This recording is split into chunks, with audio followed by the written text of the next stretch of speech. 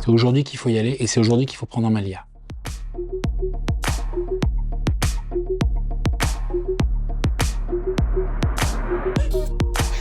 Il y a un gain de temps monumental à avoir, à déléguer les choses qui sont peut-être chronophages, peut-être répétitives, peut-être moins intéressantes, à de l'IA, pour justement se concentrer sur ce qui a de la valeur.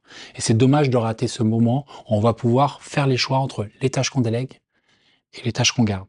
C'est aujourd'hui qu'il faut y aller et c'est aujourd'hui qu'il faut prendre en main l'IA. Pour moi, un juriste augmenté par l'IA, c'est d'abord un juriste qui se pose les bonnes questions. Quand une tâche arrive, il doit s'interroger sur qu'est-ce qui fait la valeur de cette tâche, comment elle se décompose et à quel moment moi j'ai de la valeur à intervenir là ou là et à quel moment ça j'aurais peut-être plutôt intérêt à l'automatiser. Et le juriste augmenté à l'IA, il a cette espèce de super pouvoir de pouvoir découper ses tâches, confier à l'IA ce qui présente peu d'intérêt pour lui et se concentrer pour aller augmenter la valeur sur le reste des autres tâches mécaniquement parce que l'IA lui a fait gagner du temps là-dessus. Et le juriste augmenté à l'IA, il a vraiment cette capacité de produire mieux, de produire plus aussi parce qu'il y a un réel gain de temps qui n'est pas négligeable. Mais au final, en tout cas, moi, ce que j'encourage à faire et ce que je vise, c'est plutôt d'aller chercher plus de qualité que de quantité. Les apprenants vont être en capacité, d'abord et avant tout, d'apprendre les bases. Ces bases, c'est les réflexes, les bonnes pratiques, les intuitions qui font qu'on arrive à bien travailler avec une IA. Ça veut dire comment je gère mon prompt, comment je gère mon contexte, qu'est-ce que je donne comme document, comment je reformule ma demande à proprement parler, quels éléments je mets déjà dedans pour être capable de la contrôler après, qui vont servir un peu sur toutes les tâches du juriste à avoir des vrais résultats en production utilisables avec l'IA. Et une fois qu'on a traité ça, on avance sur des vrais cas d'usage verticaux. Ça va être par exemple la capacité de analyser ou synthétiser un contrat, une note ou des conclusions. Ça va être aussi, et bien sûr, l'automatisation de toutes les tâches répétitives en direction juridique, celles qu'on ne veut plus faire ou en tout cas pour lesquelles on veut libérer du temps pour faire les choses intéressantes.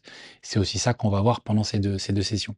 Un juriste qui sort de ce programme, il peut, dès le lendemain, dans sa direction, mettre en œuvre ça dans sa productivité de tous les jours. En direction juridique, on a toujours besoin de communiquer avec ses clients internes, que ce soit direction générale, les métiers, la direction financière ou même les collatéraux. Il y a un enjeu de communiquer sur ce qu'on livre et ce qu'on produit. On est vu comme un centre de coût, autant montrer ce qu'on réalise.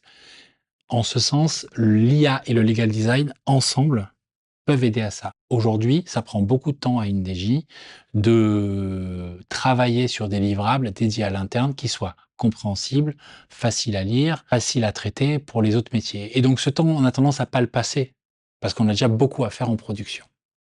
En mélangeant le legal design et l'IA, on arrive de manière beaucoup plus simple et beaucoup plus rapide à produire ces livrables qui vont permettre de simplifier cette communication. Les compétences du legal design, accélérées, amplifiées avec l'IA, permettent de réaliser ça dans un gain de temps énorme. Et il ne faut absolument pas sous-estimer cette partie-là du boulot quand on est en DJ, parce qu'on existe par ce qu'on communique. C'est pour ça qu'on s'est dit que ça pourrait avoir du sens de relier ces deux compétences dans le cadre de cette certification. Une fois les 3 sessions de formation prises, IA pour juriste niveau 1, IA pour juriste niveau 2 et legal design, on arrive à la journée de certification. Alors, comment ça se passe? Le matin, on va vous briefer sur plusieurs cas d'usage.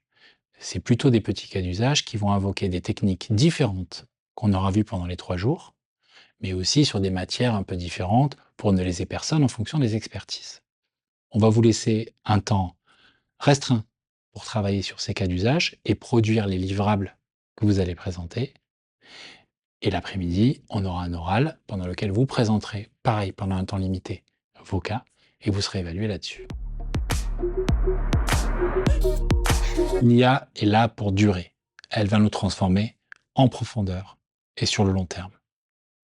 Ok, c'est très compliqué de savoir où on va, c'est très compliqué de prédire où on sera dans 5 ans ou dans 10 ans, mais il y a une certitude, il vaut mieux monter dans le train maintenant et être embarqué dans cette transformation que de le regarder passer et de rester sur le carreau.